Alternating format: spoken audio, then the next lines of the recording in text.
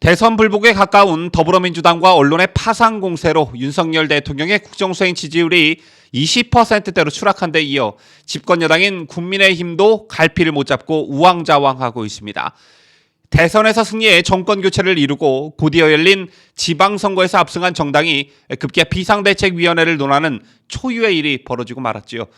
지난 가운데 윤석열 대통령이 지방휴가를 취소하고 서울 자택에서 머물며 전국 구상에 들어갔고, 국민의힘은 지도부 개편을 둘러싼 내용과 진흙탕 싸움을 거듭하고 있습니다.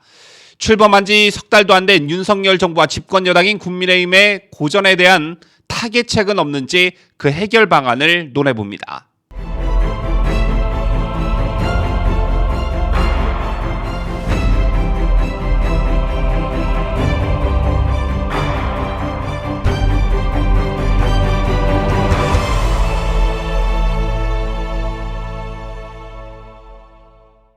시청자 여러분 안녕하십니까? 뉴스 데일리 베스트 시작합니다.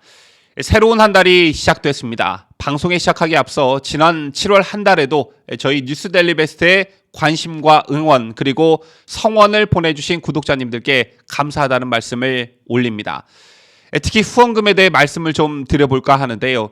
초창기 구독자님들은 아시겠지만 저희는 후원금을 일체 받지 않으면서 방송을 운영해 왔습니다. 그러다 유튜브에서 노란 딱지, 즉 광고주에게 적합하지 않은 영상이라는 이유로 광고 제한 조치에 대한 제도가 시행이 되면서 운영에 어려움을 겪게 됐고, 그때부터 여러분들께 월 10,000원의 후원금을 말씀드리게 됐는데요. 자, 그때부터 지금까지 많은 분들께서 저희 방송에 후원금을 보내주시고 계십니다. 정권이 바뀌었으나 유튜브 노란 딱지는 계속되고 있고, 이런 상황에서 여러분들이 보내주시는 후원금은 저희가 방송을 운영하는데 정말 큰 도움이 되고 있는데요. 자, 그에 반해 여러분들이 보내주시는 후원금이 저희에게 부담으로 작용하고 있다는 것도 사실입니다. 여러분들의 기대와 성원에 부응하는 길이 무엇인가에 대해 항상 고민하고 노력하고 있는데요.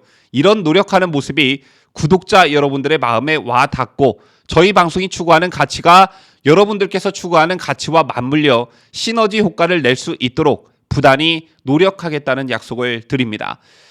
현재 정치 유튜브 채널에 대한 이런저런 말이 많은 것 저희도 잘 알고 있습니다. 모든 것에는 순기능과 역기능이 존재하듯 정치 유튜브 채널도 마찬가지라 생각하는데요. 하지만 유튜브 내에서 이른바 우파 채널들이 생겨나기 시작한 지난 탄핵 정부부터 윤석열 정부가 탄생한 오늘날까지 우파 채널들이 크던 작던 나름의 역할을 해왔던 건 부인할 수 없는 사실이라 생각합니다. 더욱이 정권이 바뀌었음에도 좌파 성향 본색을 감추지 않고 있는 KBS, MBC 등의 공영방송 탓으로 기울어진 언론 환경에 맞대응 역할을 하고 있다, 이렇게 생각하는데요.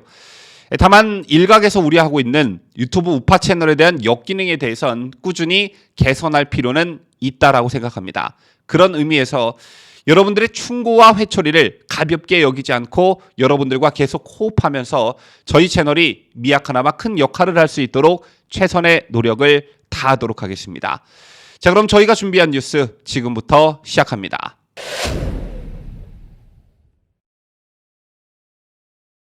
여러분들 요즘 집권 여당인 국민의힘이 국민들과 지지층에게 보여주고 있는 모습을 보고 있노라면 그야말로 코미디도 이런 코미디가 없다, 이렇게들 많이 생각하고 계실 겁니다.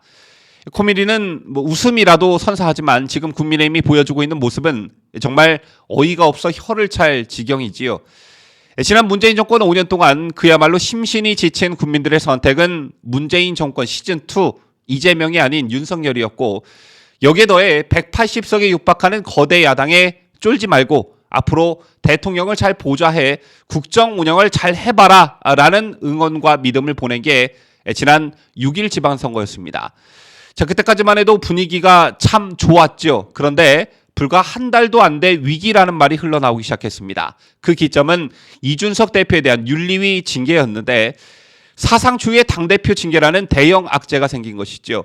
자, 그런데 이건 이미 예고된 일이었고, 이 같은 대형 악재에 따른 위기 관리 능력을 국민의힘이 제대로 보여주지 못했습니다. 비슷한 시기 공교롭게도 민주당에서도 비슷한 일이 발생했죠. 물론 현역 당대표와 관련한 일은 아니었지만 민주당 지지층으로부터 내부 총질이라는 비판을 받았던 박지원 전 비대위원장이 당을 전면으로 치받는 일이 있었습니다. 자, 그런데 민주당의 대응 어땠습니까? 물론 중도층과 상대 진영 입장에서 보면 비판할 측면은 있겠으나 민주당 진영 입장에서 보면 매우 깔끔하게 처리됐습니다. 눈엣 가시였던 박지원을 당 지도부가 깔끔히 처리를 하니 민주당 지지층 입장에선 얼마나 반가운 일이었겠습니까? 이런 맥락에서 본다면 국민의힘이 이준석 대표를 처리하는 과정은 깔끔하지도 못했고 신속하지도 못했습니다. 물론 중징계에 속하는 당원권 정지 6개월이 나오긴 했지만 이걸 권리가 아닌 사고로 해석하면서 권성동 직무대행 체제를 출범시켰죠. 즉 이준석을 말끔히 제거하기 위해선 윤리위가 총대를 매던 당 지도부가 총대를 매던 짧고 임팩트 있게 나갔어야 했는데 국민의힘은 그러질 못했고 결국 우왕좌왕하는 사이 이준석에게 반격의 기회만 제공하는 꼴이 되고 말았습니다.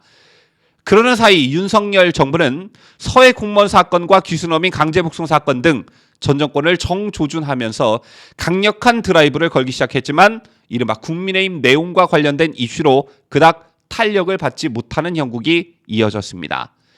또 마치 대선 불복이라도 하듯 사사건건 윤석열 정부의 초기 국정 운영에 시비를 걸고 대대적인 선전선동에 나섰던 민주당의 파상 공세를 효율적으로 막지도 못했습니다.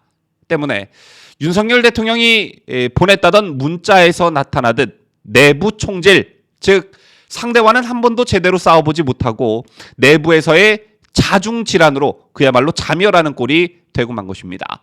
하지만 그 이유, 그러니까 최근에도 전화위복의 기회가 있었죠. 바로 배현진 최고위원의 최고위원 사태가 그것이었는데요. 늦은 감이 있었지만 당의 위기에서 책임 있는 자리에 있는 사람이 물러나는 것은 너무나도 당연한 일이었습니다. 자, 이게 촉매제가 돼서 조수진 최고, 윤영석 최고가 연이어 사퇴했지만 지금 이 시간까지도 정미경, 김용태, 성일종 최고는 사퇴하지 않고 있습니다. 세 사람 모두 친 이준석계로 분류되는 사람들이죠. 저는 이 세 사람을 절대 용서하면 안 된다. 끝까지 책임을 물어야 된다. 이렇게 보는데요. 물론 성일종 최고는 직에 연연하지 않겠다는 입장을 나타냈지만 정미경과 김용태는 스스로 물러날 생각이 전혀 없어 보입니다. 그런데 여러분, 이 두 사람이 현재 보여주고 있는 이런 모습이 위기에 빠진 당을 구하겠다는 것으로 보이십니까? 아니면 이준석 개인을 구하겠다는 것으로 보이십니까? 자, 아마 많은 분들이 후자 쪽의 생각을 하고 있지 않나 이런 예측을 해보는데요. 현재 국민의힘이 처한 위기는 무언가 임팩트 있는 충격요법을 주지 않으면 안 되는 상황입니다. 이준석에 대한 징계가 끝날 때까지 현 지도부 체제를 유지한다는 발상 자체가 이준석바라는 반증이겠지요. 당을 먼저 생각한다면 절대로 정미경이나 김용태처럼 최고위원이라는 직에 연연하면 안 되는 것입니다. 전시 상황과 같은 지금의 혼란스러운 국민의힘이 처한 상황에서 한가롭게 당원 당규 몇 조가 몇 항이 뭐 어떻고 저떻고를 논하고 있다는 것 자체가 그저 놀라울 따름입니다. 자, 물론 당의 근간이 되는 당원 당규를 무시하자 이런 소리가 아니라 대의를 따라가야 한다는 말씀을 드리고자 하는 것인데요.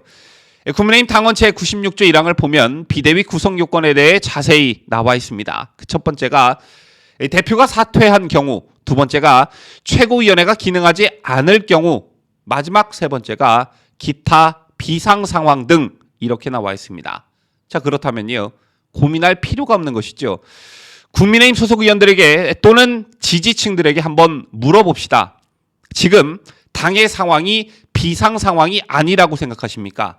자, 비대위원 출범을 반대하는 정미경이나 김용태에게 한번 물어봅시다.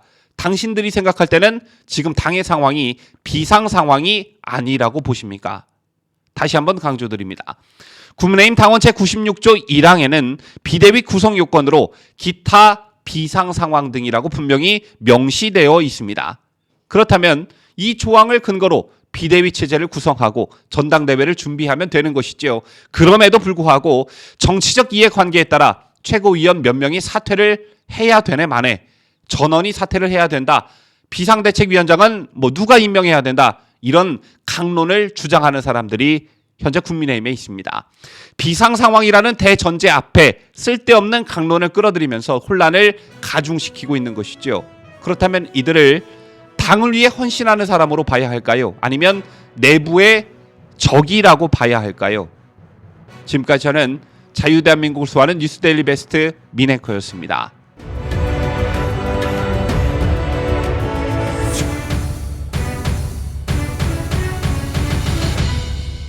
함께해요.